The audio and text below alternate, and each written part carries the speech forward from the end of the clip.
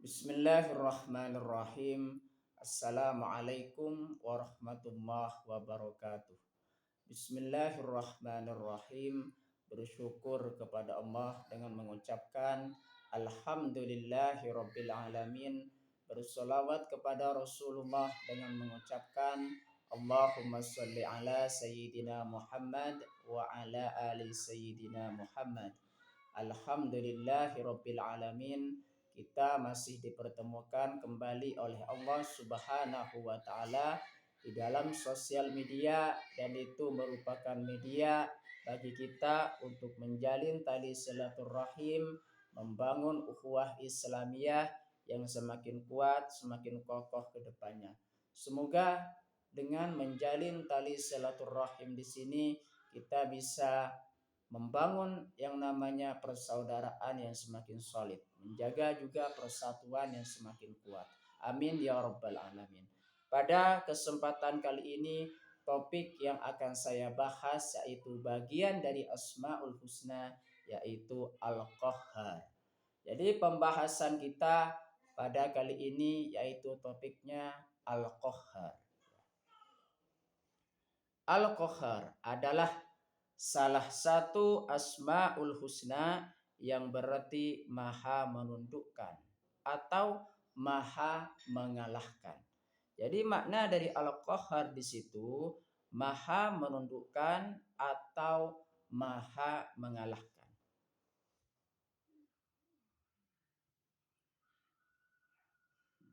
Allah Subhanahu wa taala sebagai Al-Qahhar adalah zat yang menundukkan segala sesuatu.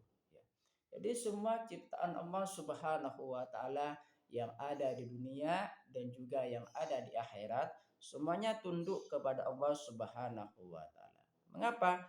Karena Allah Subhanahu wa taala di situ memiliki sifat Al-Qahhar, zat yang menundukkan segala sesuatu. Termasuk diri manusia ya, dengan kekuasaan dan kehendaknya.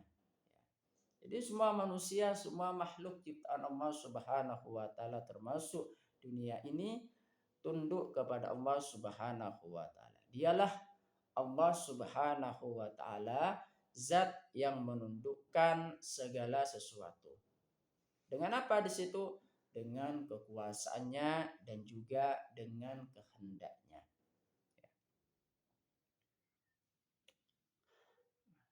Asmaul Husna ini juga menunjukkan bahwa Allah Subhanahu wa taala adalah penguasa mutlak atas segala sesuatu dan tidak ada yang dapat mengalahkannya. Jadi yang berkuasa di dunia dan juga di akhirat itu ialah Allah Subhanahu wa taala. Dialah yang berkuasa, dialah yang mengalahkan atau menundukkan semuanya, semua ciptaannya yang ada di dunia ini dan juga yang ada di akhirat. Sebab itu maka itulah makna tentang Al-Qahhar, yaitu maha menundukkan atau maha mengalahkan. Makna Al-Qahhar lebih lanjut, lebih detail lagi. Makna Al-Qahhar yang pertama ialah maha menundukkan. Allah Subhanahu wa taala memiliki kekuasaan mutlak untuk menundukkan segala sesuatu. Jadi apa-apa yang menjadi kehendak dari Allah Subhanahu wa taala itu bakalan semuanya ciptanya bakalan tunduk kepada Allah Subhanahu wa taala, kepada kekuasaan Allah Subhanahu wa taala. Termasuk makhluk hidup ya, alam semesta dan bahkan nafsu manusia. Jadi semuanya ciptaan Allah Subhanahu wa taala tunduk kepada Allah Subhanahu wa taala. Ya. Itu makna Al-Qahhar yang pertama. Makna Al-Qahhar yang kedua, maha mengalahkan.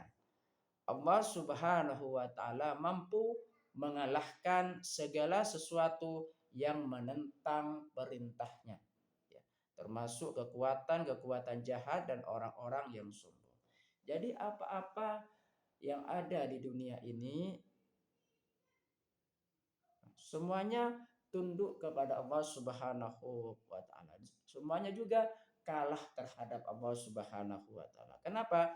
Karena Allah Subhanahu wa taala yang memiliki kita semuanya, dan Allah memiliki sifat Al-Qahhar, yaitu Maha mengalahkan. Allah mengalahkan segala sesuatu sesuai dengan kehendaknya, sesuai dengan perintahnya. Salah satu contohnya di situ termasuk kekuatan-kekuatan jahat. Jadi barang siapa yang memiliki kekuatan-kekuatan jahat, bakalan Allah Subhanahu wa taala yang bakalan mengalahkannya sesuai dengan kehendaknya, sesuai dengan keinginannya. Dan orang-orang yang sombong. Salah satu contohnya misalkan orang yang sombong di zaman dulu seperti kisah Fir'aun. Kisah Fir'aun dialah raja yang sombong, raja yang zalim terhadap manusia. Maka Allah Subhanahu wa taala ingin mengalahkannya. Ya, terlebih dahulu itu apa? Diperingatkan. Diutusnya seorang rasul kepadanya, yaitu Nabi Musa alaihissalam. Supaya apa? Di situ mengingatkan kepada Firaun supaya kembali kepada Allah Subhanahu wa taala. Ya. Oleh sebab itu, karena Firaun itu menyangkal dan tidak mau mengikuti perintah Allah Subhanahu wa taala, maka Allah Subhanahu wa taala mengalahkan Firaun tersebut. Lewat siapa di situ? Dengan cara mengutus Nabi Musa alaihissalam dan juga membelah lautan, kemudian Firaun dan juga pasukannya itu ditenggelamkan di laut tersebut. Makanya Allah Subhanahu wa taala Maha mengalahkan. Jangan sampai kita memiliki sifat-sifat sombong, karena Allah Subhanahu wa taala tidak menyukai orang yang bersifat sombong dan juga melakukan kejahatan-kejahatan. Makna Al-Qahhar yang kedua di situ Maha mengalahkan. Makna Al-Qahhar yang ketiga ya di situ penguasa mutlak. Ya. Al-Qahhar menegaskan bahwa Allah Subhanahu wa taala adalah penguasa tunggal atas segala sesuatu dan tidak ada sekutu baginya. Jadi Allah Subhanahu wa taala di situ Maha menguasai segala sesuatu, disebut juga dengan penguasa mutlak. Jadi Allah Subhanahu wa taala penguasa mutlak dan bebas melakukan apa saja terhadap makhluknya, terhadap ciptaannya sesuai dengan kehendaknya. Kenapa? Karena Allah Subhanahu wa taala adalah penguasa mutlak. Jadi itu adalah makna dari Al-Qahhar. Ya. Contoh penerapan dalam kehidupan. Jadi dengan kita bisa memahami atau belajar memahami tentang makna Al-Qahhar di situ, ada contoh penerapan dalam kehidupan kita. Contoh penerapan Al-Qahhar dalam kehidupan itu bagaimana? Yang pertama, menyadari keterbatasan diri. Bagaimana contoh penerapan dalam kehidupan? Jikalau misalkan kita belajar tentang makna Al-Qahhar di situ, menyadari keterbatasan diri. Setiap makhluk, setiap ciptaan Allah Subhanahu wa taala memiliki keterbatasan diri. Sebagai seorang hamba, kita harus menyadari bahwa kita tidak memiliki kekuatan apapun di hadapan Allah Subhanahu wa taala dan selalu bergantung padanya. Makanya setiap makhluk di situ, setiap ciptaan Allah, setiap hamba Allah Subhanahu wa taala di situ memiliki keterbatasan dan kita tidak bisa apa-apa tanpa Allah Subhanahu wa taala. Makanya di situ contoh penerapan dalam kehidupan di situ menyadari keterbatasan diri. Contoh penerapan dalam kehidupan yang kedua yaitu bersikap rendah hati. Sifat Al-Qahhar mengajarkan kita untuk selalu rendah hati, tidak sombong dan tidak merasa lebih tinggi dari orang lain. Oleh sebab itu maka kita harus merendahkan diri, merendahkan hati kita di hadapan Allah Subhanahu wa taala dan juga di hadapan manusia, karena Allah Subhanahu wa taala tidak suka terhadap orang yang tinggi hati, misalkan yang sombong dan juga hal-hal yang berkaitan sifat-sifat yang tercela. Itu tidak suka. Contoh penerapan dalam kehidupan yang ketiga yaitu mengendalikan hawa nafsu. Ya, kita harus berusaha untuk mengendalikan hawa nafsu dan keinginan duniawi. Karena semua itu berada di bawah kekuasaan Allah Subhanahu wa taala. Oleh sebab itu, kita harus mengendalikan hawa nafsu tersebut. Karena mengapa di situ mengendalikan hawa nafsu dan keinginan dunia? Karena semuanya di situ yang memiliki kekuasaan hanya Allah Subhanahu wa taala, dan juga yang mengendalikan semua itu hanya Allah Subhanahu wa taala. Contoh penerapan dalam kehidupan di situ berusaha untuk selalu taat. Karena Allah Subhanahu wa taala Maha menundukkan, Maha mengalahkan, maka kita sepantasnya kita tidak memiliki apa-apa tanpa Allah Subhanahu wa taala. Makanya di situ kita berusaha untuk selalu taat kepada Allah Subhanahu wa taala. Bagaimana taat tersebut? Melaksanakan perintahnya dan juga menjauhi semua larangannya. Keutamaan mengimani Al-Qahhar. Yang pertama, meningkatkan ketakwaan kita kepada Allah Subhanahu wa taala.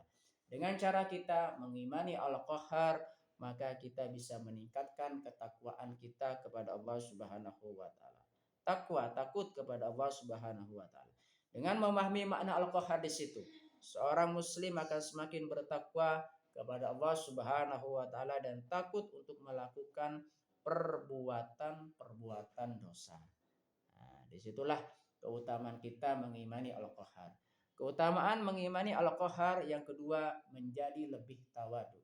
Di sini tawadu di situ ya, sifat Al-Qahhar mengajarkan kita untuk menjadi pribadi yang rendah hati dan tidak sombong. Ya.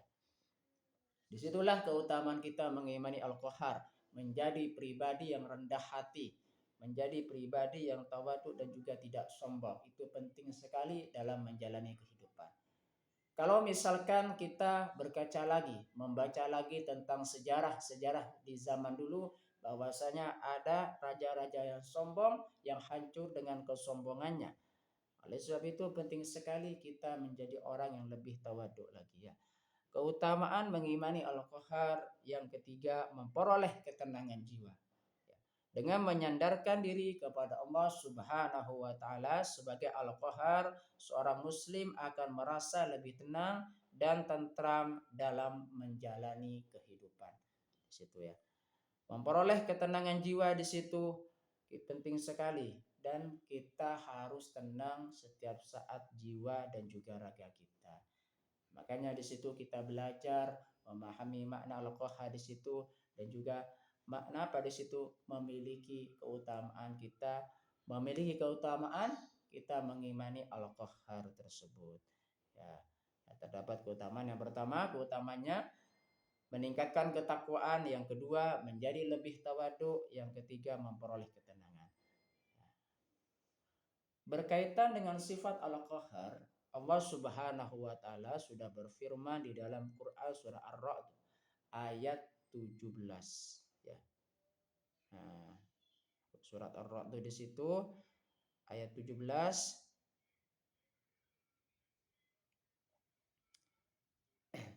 A'udzu billahi minasyaitonir rajim. Bismillahirrahmanirrahim. Qul man rabbus samawati wal ard qulillah qul afattakhaztum min dunihi awliya ala yamlikuna li anfusihim naf'aw wala darra.